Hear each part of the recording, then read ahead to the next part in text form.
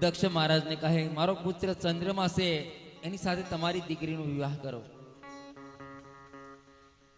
તો દક્ષ મહારાજ એમ કહે કે મારે તો 27 દીકરી છે, 27 કન્યા છે, કોના વિવાહ તમારા ચંદ્રની સાથે કરાવું?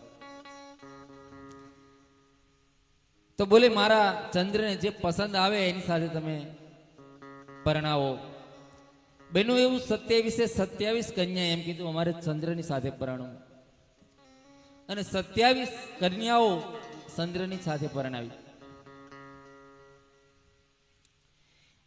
પણ 27 કન્યામાં એકનું નામ છે રોહિણી, જે ચંદ્રમાને બહુ સેવા કરે અને ચંદ્રની માનીતી સ્ત્રી છે. ચંદ્રના મનમાં તો એટલો બધો ભેદ નથી, પણ રોહિણી પ્રત્યે થોડોક વધારે આદર એ બીજી બહેનોને લાગે છે. બીજી સ્ત્રીઓને એમ થાય ચંદ્રમાં અમને વધારે પ્રેમ નથી કરતો જેટલો રોહિણીને કરે છે. એકવાર અંદર ઈર્ષા થઈ અને અંદર અંદર કલશ ઉત્પન્ન થયો.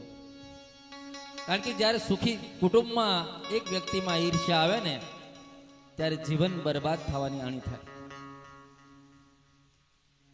ચંદ્રમા અને બીજી પત્નીઓ કહે, ચંદ્રમા કહે હું બધીને પ્રેમ કરું છું, બધાને આદર આપું છું, મારા મનમાં તો કોઈ એવું છે નહીં. બોલે નહીં, જેટલો રોહિણીને તમે આદર અને સત્કાર કરો એટલો અમારો નથી કરતા.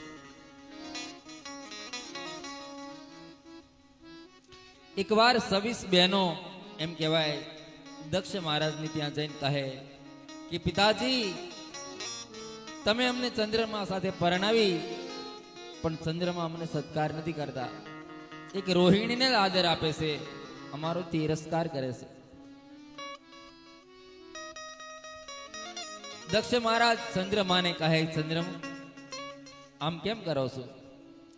બોલે મારા મનમાં તો કોઈ એવો ભેદ નથી, પણ તમારી કન્યાઓને એવું લાગે કે ચંદ્ર મને સાહતો નથી. દિવસે દિવસે ઘર્ષણ વધતું જાય છે એમ કહેવાય.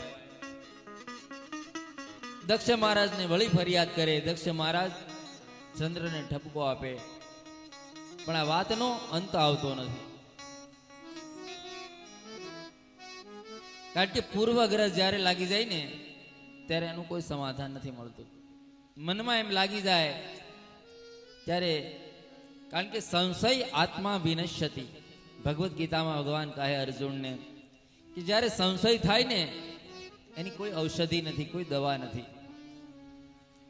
બીજા રોગની તો કોઈને કોઈ દવા છે, પણ જ્યારે સંશય થાય એની કોઈ દવા નથી. ત્રીજી વાર બહેનો દક્ષ મહારાજ પોતાના પિતાને કહે તમે ચંદ્રને કંઈક ઠપકો આપો. દક્ષ મહારાજ આવ્યા, ચંદ્રને બોલાવ્યા કે તમે મારી દીકરીઓની સાથે અન્યાય કરો માટે મારો મેં તમને કેટલી વાર સમજાવ્યા છતાં મારી વાત તમે માનતા નથી ને, જાઓ મારો તમને શાપ છે, તમને ક્ષય રોગ લાગી જાય, ટીબી, તમારું શરીર દિવસે દિવસે ગળવા લાગશે. શાપ આપી દીધો. કારણ કે કોઈ પણ વસ્તુ આવેશમાં માણસ બોલી નાખે ને પછી બહુ પસ્તાવો થાય. દક્ષ મહારાજે શાપ આપ્યો, પછી એને સંતાપ થયો કે મારા જમાઈને મેં શાપ આપી દીધો. કારણ કે ક્રોધ એ ભયંકર દુર્ગુણ છે. ક્રોધના આવેશમાં કેટલાય ઘર અને કેટલાય કુટુંબ બરબાદ થયા. માટે બને ત્યાં સુધી ક્રોધ ઉપર કાબુ રાખવો. આજે ઘણા લોકો કહે અમને ક્રોધ બહુ આવે તો શું કરવું? ક્રોધ માટે એક ઉત્તમ સાધન છે, મૌન બની જાઓ, એટલે ક્રોધ શાંત થઈ જશે. કારણ કે ક્રોધ એક એવી અગ્નિ છે, એ બધું સળગાવી દે. આજ દક્ષને સંતાપ થયો, મેં મારા જમાઈને શાપ આપી દીધો, ક્ષય રોગ લાગી જાય. ચંદ્રમા દુખી થયા. ચંદ્રમાની 27 પત્ની પણ દુખી, કારણ કે પતિને રોગ લાગી ગયો. હવે શું કરવું? ચંદ્રમા અને બધા દેવતાઓ બ્રહ્માની પાસે જાય કે બ્રહ્મા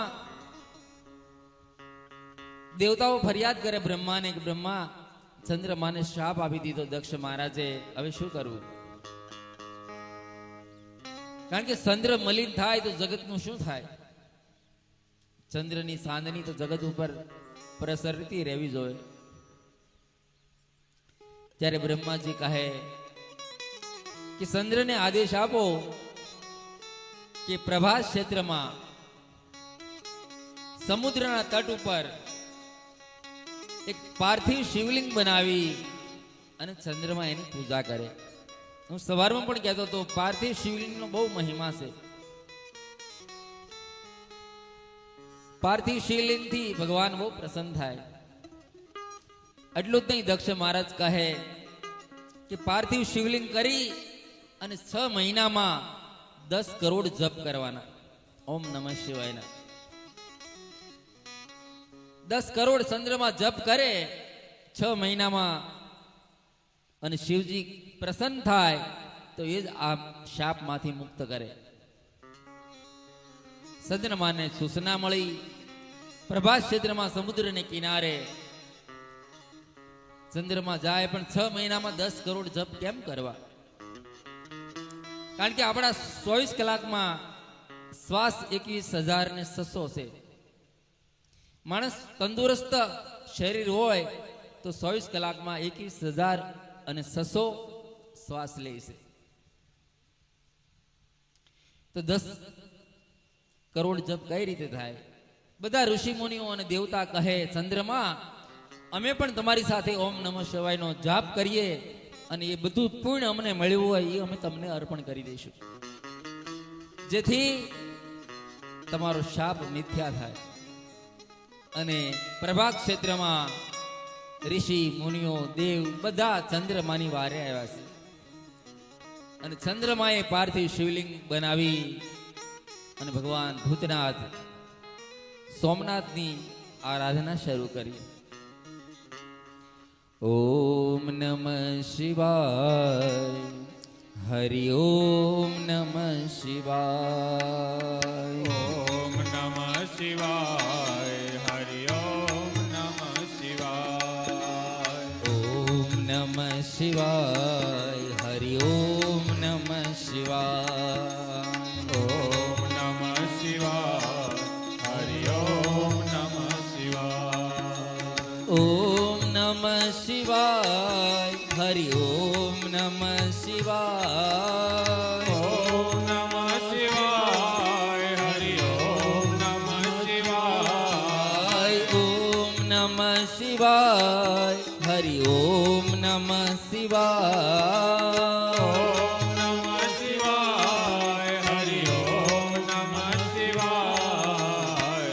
ઓમ નમઃ શિવાય, હરિ ઓમ નમઃ શિવાય. ઓમ નમઃ શિવાય, હરિ ઓમ નમઃ શિવાય. ઓમ નમઃ શિવાય, હરિ ઓમ નમઃ શિવાય. ઓમ નમઃ શિવાય, હરિ ઓમ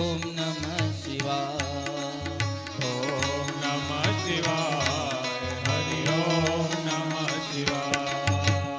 ઓમ નમઃ શિવાય, હરિ ઓમ નમઃ શિવાય. હરિ બોલ. ઓમ નમઃ શિવાય, હરિ ઓમ નમઃ શિવાય. ઓમ નમઃ શિવાય, હરિ ઓમ નમઃ શિવાય. ઓમ નમઃ શિવાય, હરિ ઓમ નમઃ શિવાય. ઓમ નમઃ શિવાય, હરિ ઓમ નમઃ શિવાય.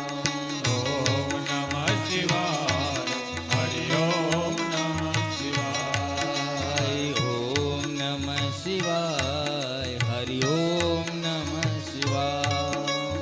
ઓમ નમઃ શિવાય, હરિ ઓમ નમઃ શિવાય. ઓમ નમઃ શિવાય, હરિ ઓમ નમઃ શિવાય. ઓમ નમઃ શિવાય, હરિ ઓમ નમઃ શિવાય. ચંદ્રમાએ ભગવાન સોમનાથની જપ એનું અનુષ્ઠાન કર્યું છે. પાર્થિવ શિવલિંગ બનાવી અને 6 મહિના સુધી અખંડ ભગવાનનું સ્મરણ